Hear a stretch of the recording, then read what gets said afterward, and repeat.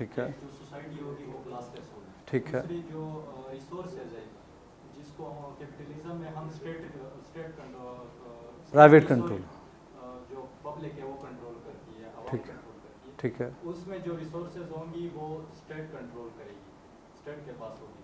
लेकिन जो लोग होंगे, पब्लिक आवाम होगी, उनको उनके एबिलिटीज के बुनियाद पे और नीड्स के बेस पे उनको शेयर करेंगे। कैपिटलिज्म इस तरफ से कोई बता सकता है? सर कैपिटलिज्म में कैपिटलिस्ट वो स्टेट्स होती हैं जो यानी अपनी सॉवरेनिटी दिखाती है, यानी पीपल्स के राइट्स को नहीं वो करती, और वो लोग बहुत ज़्यादा बैकवर्ड मेंटालिटी के होते हैं, यानी वो बहुत रिस्ट्रिक्ट होते हैं। जी लास्ट। सर कैपिटलिस्ट कल्चर के अंदर the wealth resides in few elite hands और ज़्यादा consumer. This is the outcome. देखिए, capitalism is a political philosophy and an economic system that believes in private ownership of the means of production। ठीक है, ठीक है, वो बाद में फिर आगे इसकी फॉर्म्स वगैरह आई तो फिर फ्री मार्केट और वो उस तरफ गई, लेकिन प्राइमरली जो कॉन्सेप्ट है वो इसी पे वो करता है। तो कम्युनिज्म भी आया था इन रिएक्शन ऑफ कैपिटलिज्म आया था, ठीक है, क्योंकि कैपिटलिज्म की बेसिस पे सोसाइटी क्लासेस में बढ़ जाती है, ठीक है, people with the resources and people without resources, bourgeoisie, proletariat, या haves and have not। तो इस क्लास सिस्टम को एलिमिनेट करने के लिए कम्युनिज्म आया था, ठीक है, ये वाला यहाँ पे कॉन्सेप्ट आया, कीप इन माइंड।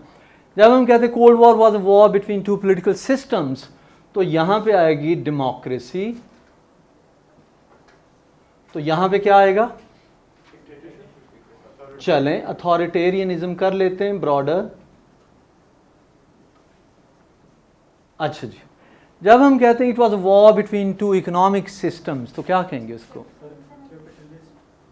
कैपिटलिस्ट आ गया और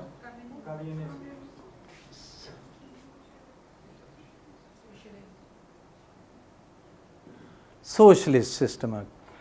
जब हम कहते हैं it was a war between two ways of life, तो यहां पे आ जाती है free will, word, freedom of expression, liberty, ठीक है, free media, freedom of association, ठीक है, each and everything जो कि हमें liberal societies में देखने को मिलती है, ठीक है।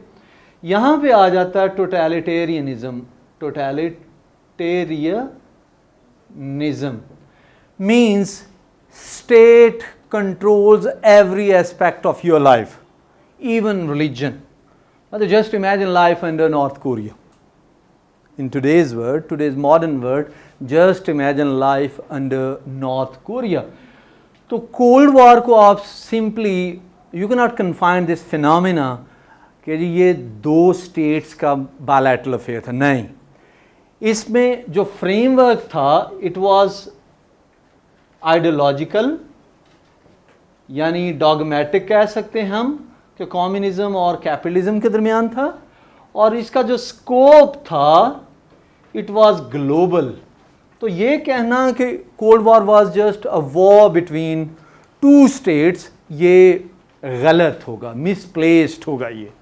तो जब हम कोल्ड वॉर से कोई चीज़ लेके आएंगे, और यहाँ पे मैं आपको ये बताता चलूँ, चाहे आप पाकिस्तान अफेयर पढ़ें, करंट अफेयर पढ़ें या आईआर और पॉलिटिकल साइंस पढ़ें, जब भी आप 1945 से 1989 तक का कोई फिनोमिना विद इंटरनेशनल डायमेंशन आप स्टडी करेंगे, you have to bring cold war in as systemic level of analysis कि इंटरनेशनली क्या चल रहा था।